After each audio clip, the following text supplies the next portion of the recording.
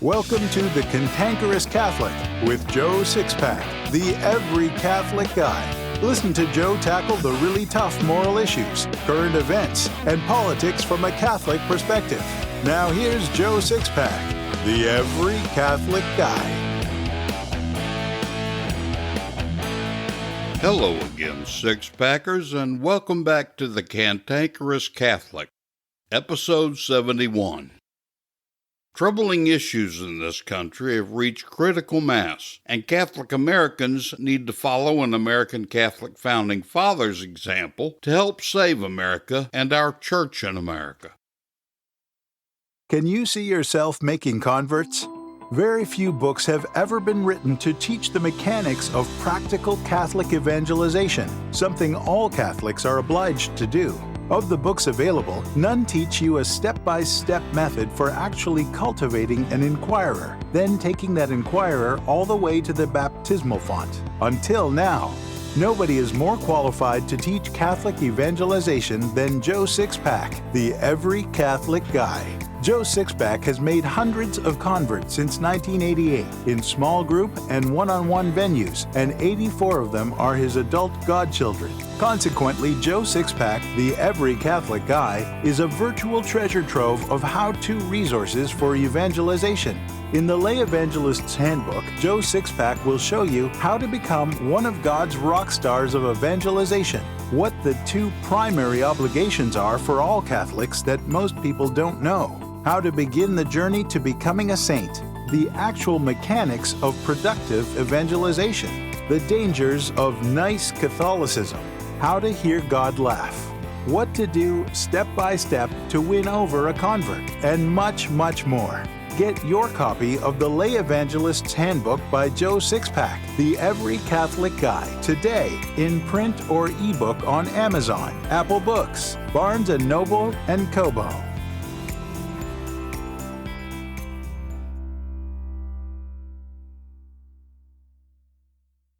Charles Carroll of Carrollton was an early advocate of independence from England and King George, and one of the signers of the Declaration of Independence. In fact, he was the sole Catholic signer of the Declaration of Independence. At the time he signed the Declaration, it was against the law for a Catholic to hold public office or to vote. Although Maryland was founded by and for Catholics, in 1634, 1649, and later in 1689, after severe restrictions were placed on Catholics in England, the laws were changed in Maryland, and Catholicism was repressed. Carroll was well educated in philosophy, and he was a devoted student of John Locke's political philosophy, as all our founding fathers were. More importantly, he was an incredibly devout Catholic who believed his primary responsibility was personal sanctity, and this belief is what drove his patriotism and political philosophy. I could devote an entire episode to this great Catholic American patriot, but for now all I want to do is hold him up as an example for you six-packers who have the good sense to understand that our nation and the Catholic Church are in danger of complete and total collapse. If we're to save both, we must act now. Notice that I said we, not they. Not me. We. Change doesn't occur because of some anonymous they, and change won't happen by depending on the other guy to do what's got to be done. Change only happens when we, the people, boldly take a stand, sometimes with the willingness to risk everything, as our founding fathers did when they wrote, and for the support of this declaration, with a firm reliance on the protection of divine providence, we mutually pledge to each other our lives, our fortunes, and our sacred honor. All of what I've thus far said actually begs the question, what crucial problems do we face right now? Let's begin with the Church in America. Catholics in Illinois balk at Governor Pritzner's announcement that bans gatherings of more than 50 people for as long as a year. According to Andrew Hansen, Director of Communications for the Diocese of Springfield, the Church has certainly done her part in making great sacrifices to slow the spread of the virus. That said, the church must return to her normal life of liturgy and communal worship. This is what Bishop Paprocki gets for bending his knee to incompetent public authority in the first place. When this national lockdown began, even our best bishops, such as Bishop Paprocki, showed us they have absolutely no backbone.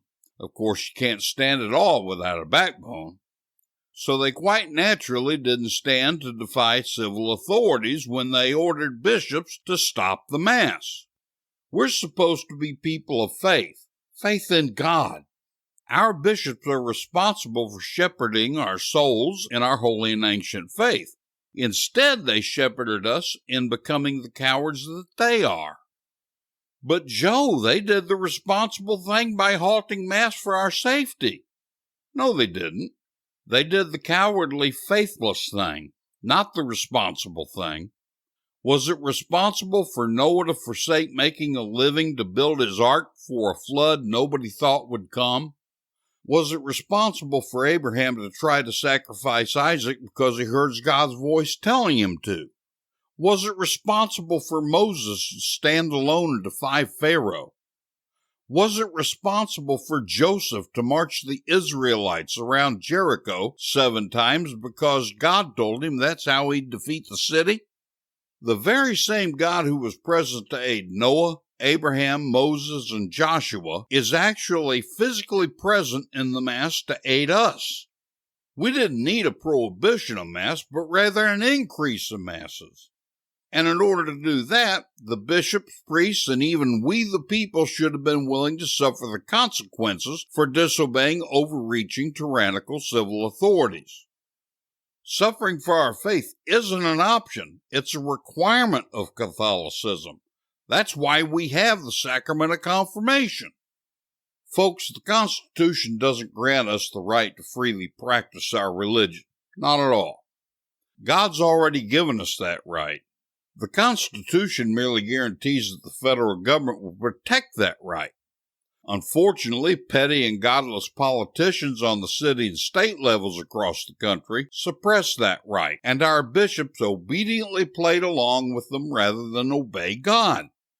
Even worse, in my opinion, was the willingness of cowardly snowflake American Catholics who think the bishops did the right thing. By suppressing the Mass, our bishops not only caved into civil authorities and took our God-given right, but they showed every Catholic layperson in the world that they have more faith in human civil authorities than they do God. Every single bishop in America should do public penance for this faithless sin against God and His people. Of course, they won't. They'll just make excuses for being gutless wonders in order to salve troubled consciences. Of course, the bishops never would have done what they've done without the politicians, spineless jellyfishes that they are. Our masters in elected political office told them what to do, and they genuflected in humble obedience. Specifically, the most guilty of the politicians were governors of some states and the mayors of some cities. Quarantine is an ancient and accepted practice in all societies. But quarantines are intended to segregate the ill among us from the healthy society. You don't quarantine the healthy and subsequently destroy society. As I record this episode, there are currently 27 states remaining on lockdown with irrational stay-at-home orders, and 21 of them, 78%, are led by Democratic governors. The remaining 6 states are ruled over by rhinos, Republicans in name only. These are people who have no respect nor compassion for you and no feeling of obligation to obey the Constitution. The governor of South Dakota, Kristi Noem, refused to lock down her state. Instead, she informed her people of the problem, told them the recommendations of the president's coronavirus task force, then trusted her fellow citizens to use common sense and do the right thing. Her fellow citizens so appreciated her response to this media hype crisis that they staged a parade to thank her on April 28th. In my opinion, she's the only governor who gave a 100% correct response, although there were 5 other states that never did restrict perfectly healthy citizens either. What Americans need to understand is that governors and mayors have treated us all like slaves by showing us absolutely no respect and trampling on our constitutionally protected inalienable rights. In case you didn't realize it, an inalienable right is one you possess from the moment of your conception in your mother's womb, because God Himself granted you that right. That's why it's called inalienable. So what exactly are the inalienable rights the Constitution promises to protect for all American citizens? Let's enumerate a few of them. The first thing listed in the Constitution's Bill of Rights is freedom of speech, press, assembly, and religion. There hasn't been freedom of the press in America for decades because the media lies as often as they blink their eyes. For a free press, you have to have an honest media. There's no freedom of speech anymore either. Between social media, leftist criminal statutes against so-called hate speech, and leftist radicals forcing the prohibition of any expression of the views contrary to theirs, free speech is just a happy memory in America. We had freedom of assembly and religion until 2 or 3 months ago. Governors and mayors told us we could go out and buy liquor and marijuana, or that we could murder babies in the womb, but it's a punishable crime to worship Almighty God. Mayor de Blasio went so far as to say he'd permanently confiscate churches when he caught citizens worshiping in them. And we've already discussed about our nation's Catholic bishops stealing this God-given inalienable right from us. The Bill of Rights also promises that the federal government will protect our right to keep and bear arms. The federal government's done a pretty good job of it because where cowardly Democratic tyrants have tried to prohibit the sale of firearms and the gun stores have fought them in court, the federal government has always given its weight to the right to keep and bear arms. But you have to wonder why the tyrants want to infringe on this right. The answer's simple. There's something in our American DNA that was given to us by the Founding Fathers. It's called the love of liberty. The whole reason the Constitution specifically mentions the inalienable right to bear arms is so we can fight our own government when tyrants rule over us. The Democrat tyrants realize this, which is why they tried to shut down gun stores. But remember that Jefferson said, "When tyranny becomes law, rebellion becomes duty. A true patriot will defend his country from its government." The Constitution says we have the right to be free from unreasonable searches and seizures can only be done with a warrant. Yet there were actually some mayors, particularly in Rhode Island, who sent police and health officials door to door to test and remove infected people against their will. So much for unreasonable searches and seizures. The Constitution says we have a right to due process of law. There isn't one damn lockdown measure in any city or state that's a law, yet citizens are being harassed, given citations, and even jailed on a daily basis because in some way they violate the tyrannical orders they've been told they must obey. A man was arrested for playing catch with his daughter in a park. A mom was threatened because she dared to let her child play with another child. 3 women were arrested and jailed for doing private manicures in their homes.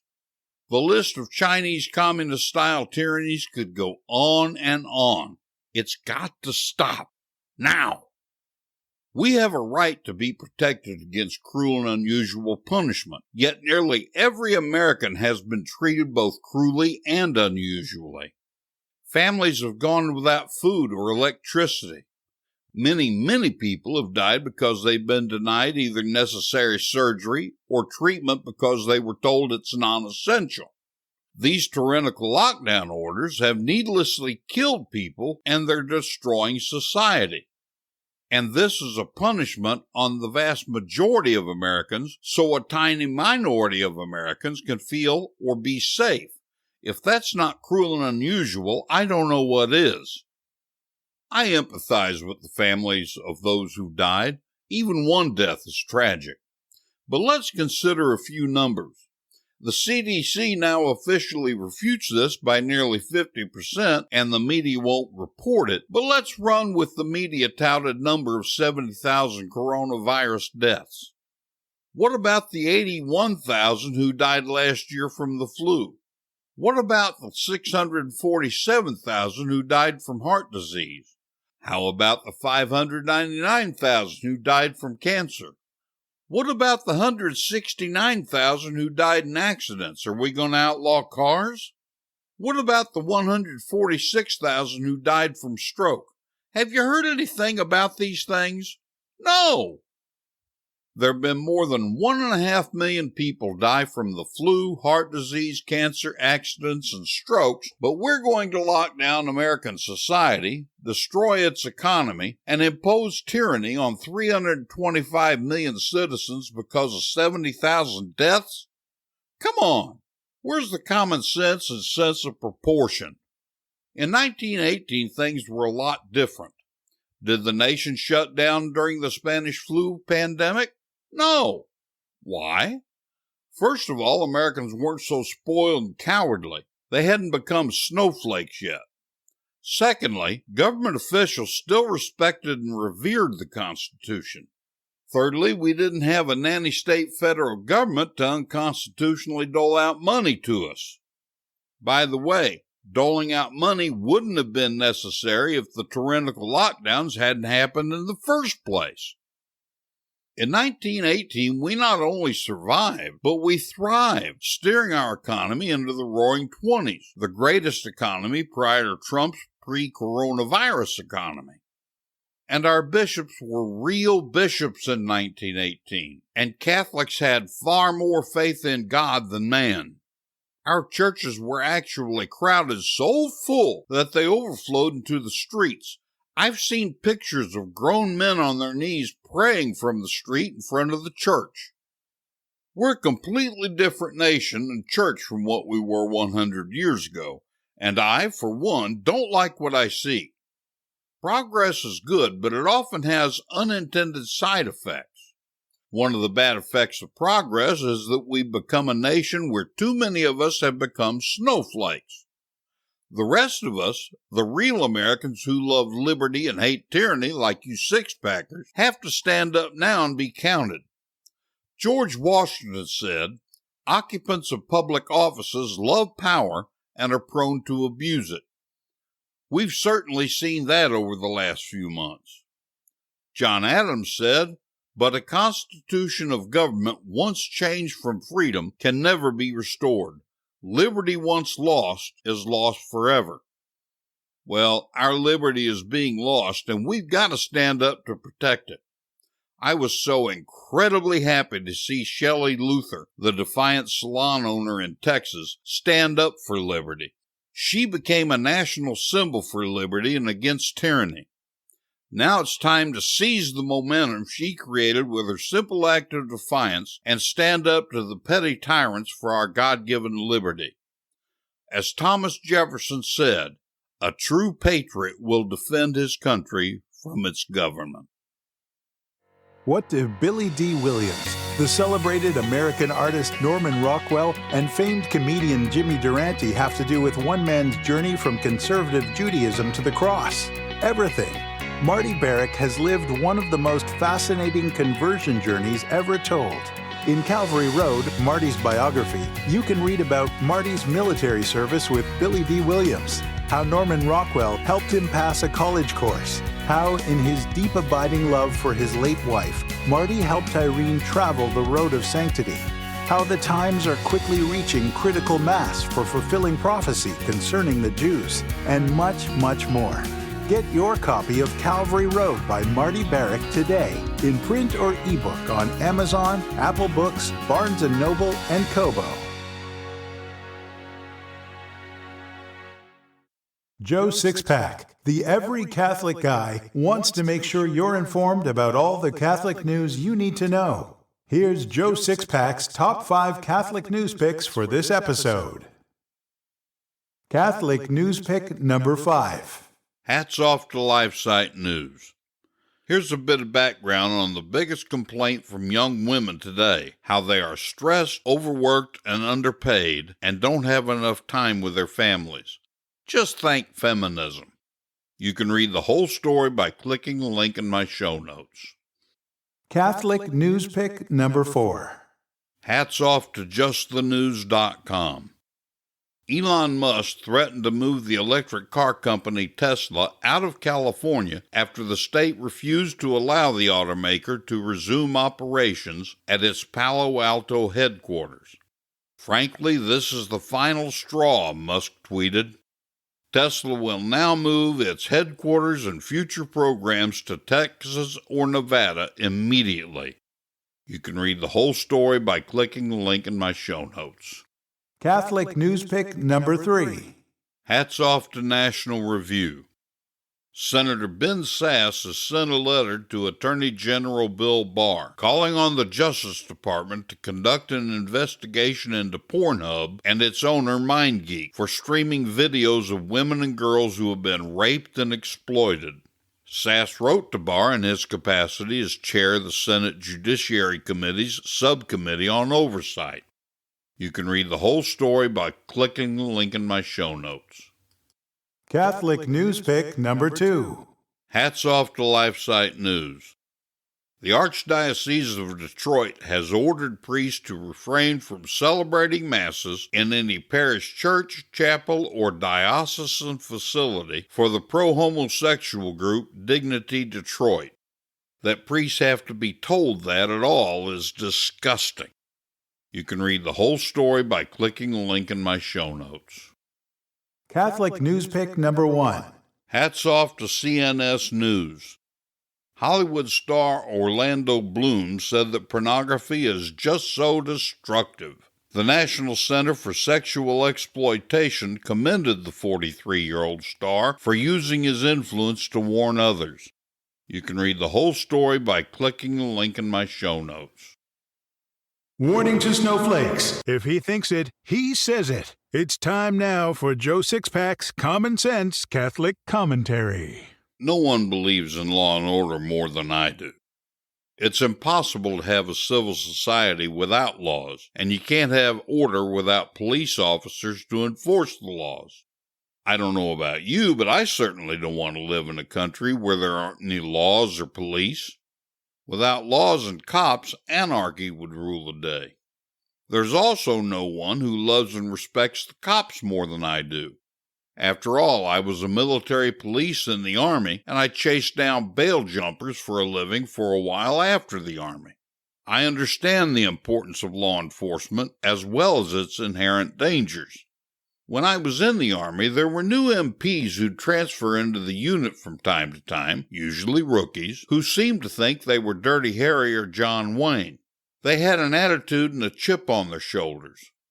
As rookies, they always had a senior patrol partner to break them in. The first thing we'd tell them is to forget everything they learned at the academy, that we were going to show them the way things were really done. We could see it in the eyes of the Dirty Harry types when we'd tell them that. They thought we were going to show them how to be really tough, mean, and lord their power and authority over people. They were all disappointed when they found out we were going to teach them about restraint and service. The smart ones learned what we taught, and the Dirty Harry demeanor eventually vanished. The stupid ones didn't last long. We found ways to get rid of them, because you know what they say about one bad apple. And if we didn't get rid of them, you can bet the upper NCOs and officers did once they realized what they were dealing with. Dirty Harry is great for the movies, but real law enforcement has no place for them. It used to be the same way in police and sheriff's departments across the country, but the damn unions have made it almost impossible to get rid of the Dirty Harry type cop. The result is that there are a lot of bully cops out there. Now, I want to make it perfectly clear that most cops are good cops. I've seen far more examples of cops doing exceptional things for the citizens they serve than bad things. I've seen some things that are so extraordinary that they've actually brought tears to my eyes and made me even prouder to be an American. While this lockdown has certainly occasioned opportunities for exceptional cops to do exceptional things, the draconian measures instituted by petty tyrants has also allowed us to see the surprising number of dirty, hairy bully cops out there. Thanks to smartphones with video cameras, we've all seen episode after episode of police officers bullying and even manhandling average everyday citizens because they're somehow violating tyrannical lockdown orders. These people aren't criminals, and they're not a threat to anyone, yet the way the dirty, hairy cops are treating them would make you think they're violent criminals. I've got a message for every dirty, hairy cop listening to this. The American people have had enough of this tyranny. The politicians in control are either too stupid or too arrogant to realize it, but Americans are itching for a fight. Michigan isn't the only place where protesters have shown up armed with guns. Armed protesters are beginning to pop up all over the country. Unless our stupid and mediocre elected officials suddenly become enlightened from on high, very soon the American people will rebel and begin to use force to restore our liberty. The first line of defense these clueless politicians have is cops. So guess who's going to be the first to face angry armed Americans? No one wants to fire on a cop, but Americans are ready to fight for their survival, so firing on cops won't be an option. Firing on dirty, hairy cops won't cause a great deal of compunction for most angry Americans, though I suspect telling them this won't change who they are. The bottom line is that all cops are at some point going to have to decide whether they're Americans or servants of tyranny, and dirty, hairy cops really need to be especially careful.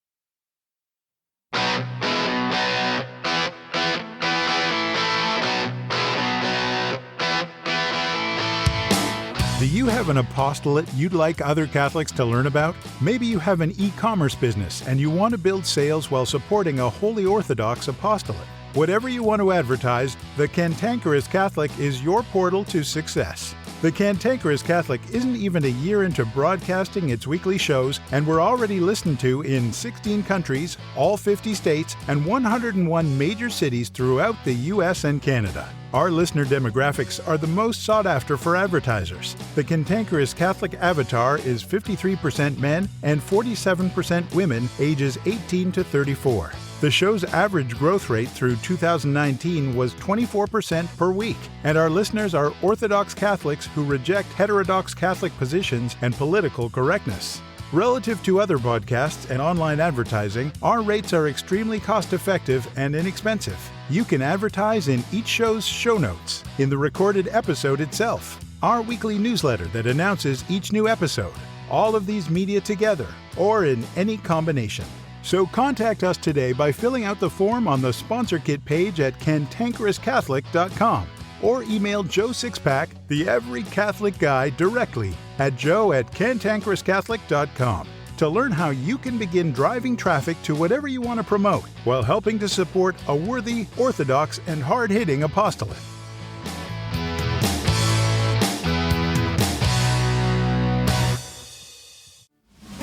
I believe a really great way to teach the faith is through stories, parables, and anecdotes. So here's today's story. There was once a woman who constantly grumbled. She thought that her husband didn't treat her right, her children wouldn't obey, her home seemed colder in the winter and hotter in the summer than anyone else's. In fact, she thought God had given her a heavier cross than anyone she knew. Although she prayed the Our Father, she didn't live up to its spirit. Every day she prayed, "Thy will be done on earth as it is in heaven," but she didn't want to accept the cross as God sent her. One night she dreamed that her guardian angel stood by her bed. He told her to get out of bed because he wanted to show her something. She got up and followed him down the street. The angel stopped at one of the houses and told her to look in the window. She looked through the window and saw a mother and father kneeling beside the bed of their dying child. In another home, she saw a poor blind woman sitting by an empty stove. In yet another home, she saw the father of 4 little children lying dead on the floor. Each of these houses were marked by a large cross on the front door. At last they stopped at a house with a tiny cross on the door. The woman realized it was her own home. When she was tempted to grumble after that, she remembered all those who were worse off than she was. Instead of complaining, she gladly and thankfully said the Our Father, pausing at the words, "Thy will be done."